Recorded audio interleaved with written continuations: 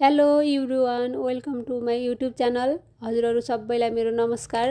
आज म अकबरे खुर्सानी, लसुन, अदुवाको अचार बनाउन जाँदैछु। मेरो भिडियो अन्तिमसम्म हेर्नु होला। अचार बनाउनलाई चाहिने सबै सामानहरू रेडी बनाइसकेको छु मैले। सुकेको खुर्सानी, अदुवा, लसुन, तिल, जिरा, धनिया, टिमुर, ल्वाङ, सुकमेल, ज्वानो, मेथी सबै सामान रेडी भइसकेको छ। अब यसलाई मजासँग फ्राई प्यानमा तताउनु पर्छ। धनिया र टिमुरलाई मजाले तताउनु पर्छ। एकछिन ग्यासमा भुट्नु पर्छ, ठिक्क रातो हुने गरेर, धेरै भुट्नु हुँदैन। यतिको रातो भइसकेको छ। फेरि पनि मैले यसै गरी जिरा, तिल रातो हुने गरेर भुट्न जाँदैछु। राम्रोसँग बिस्तारै मिडियम साइजको ग्यास बनाएर यसलाई मजासँग भुट्नुपर्छ। धेरै भुट्नु हुँदैन, ठिक्क रातो भइसकेको छ। अब मैले फेरि यसलाई भाँडामा खनाएँ। हल्का चिसो भइसकेपछि मिक्सरमा अब पिस्नुपर्छ। यसलाई धुलो गराउनु पर्छ। सबै अब मिक्सरमा राखेँ मैले। यतिको अब मिक्सरमा भइसकेको छ धुलो। अब मैले यसलाई फेरि भाँडामा खनाएँ। अदुवाको टुक्रालाई फेरि पनि मिक्सरमा राखेर पिस्नु जाँदैछु। ल हेर्नुहोस्, ठिक्क मिडियम साइजको अदुवाको टुक्रा बनाउनु पर्छ। यतिको भइसकेको छ। ल अदुवाको पनि पेस्ट भइसकेको छ। कस्तो राम्रोसँग मजासँग पेस्ट भइसकेको छ। मैले अघिकै धुलोमा मिसाइदिएँ यसलाई। यतिको अब अदुवाको पेस्ट भइसकेपछि फ्राई प्यानमा तेल राखेँ मैले, 1 प्याकेट तेल। यो तेललाई अलि बेस गरी तताउनु पर्छ। तातिसकेपछि ल्वाङ, सुकमेल, ज्वानो, मेथी माथिदेखि राखेँ। यतिको भइसकेपछि लसुन राखेँ। मजाले लसुन चलाउनुहोस्। अब यसबाट खुर्सानी राख्नुहोस्, माथिदेखि खुर्सानी राख्नुहोस्। अब मजासँग खुर्सानी चलाउनुहोस्।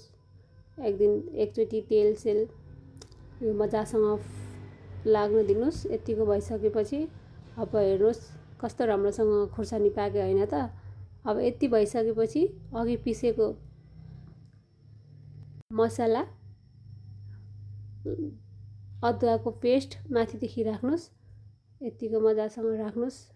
अब यसलाई मजाले चलाउनुहोस्। मजाले एकदम भित्र खुर्सानीको भित्र मसला पस्न पाओस्। अनि यतिको मजाले अब खुर्सानी पाकिसकेपछि तेलमा माथिदेखि राख्नु पर्यो। अब के राख्नु पर्यो त, खुर्सानी पाकिसकेपछि यो भित्र खुर्सानीभित्र मसला पसिसकेपछि थोरै माथिदेखि नुन राख्नुहोस्। स्वाद अनुसार नुन राख्नुहोस्। बेसार अनि मसला, करेन्ट मसला राख्नुहोस् माथिदेखि।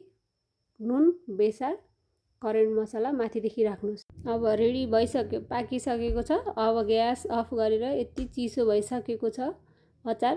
अब यो अचारलाई प्याक गर्न सक्नुहुन्छ। तपाईँलाई कस्तो मनपर्छ त्यस्तै अनुसारले।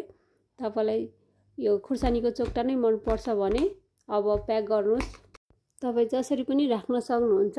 यत्तिकै प्याक गरेर राख्दा पनि हुन्छ। नभए यसलाई पेस्ट गराउनलाई मिक्सरमा राखेर मैले पिसेँ। आधा मैले चोक्टा राखेँ 1 बट्टा खुर्सानीको अचार। अरू रहेको बचेको अचारलाई मिक्सरमा राखेर पेस्ट बनाएँ।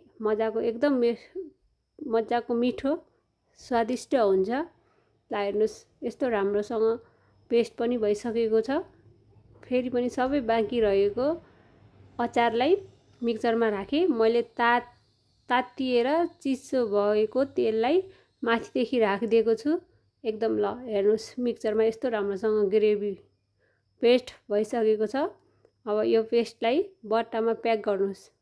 तपाईँलाई जस्तो मनपर्छ त्यस्तै गर्नुहोस्, तर ट्राई गर्नुहोस् है। यस्तो ल हेर्नुहोस्, प्याक गर्नुहोस्। मैले 1 बट्टा चोक्टा राखेँ, 2 बट्टा पेस्ट बनाएँ। यो अचार सेम हो, तरिका सेम हो। फरक यति हो कि आधालाई मैले चोक्टासहित 1 बट्टा प्याक गरेँ, अर्कोलाई चाहिँ 2 बट्टा पेस्ट बनाएँ। अनि माथिदेखि तताएको तेललाई राखेँ मैले। अनि अब यो बट्टालाई प्याक गरिदिएँ मैले। अब सबै रेडी भइसकेको छ। तपाईहरुलाई जस्तो मन पर्छ त्यस्तै गर्नुस्। यही भिडियो फलो गर्नुस्, यही अनुसारले तपाई गराउनुस्, यही सामग्री बनाउनुस् अनि बनाएर हेर्नुस्, विचार गर्नुस् अचार कस्तो छ त।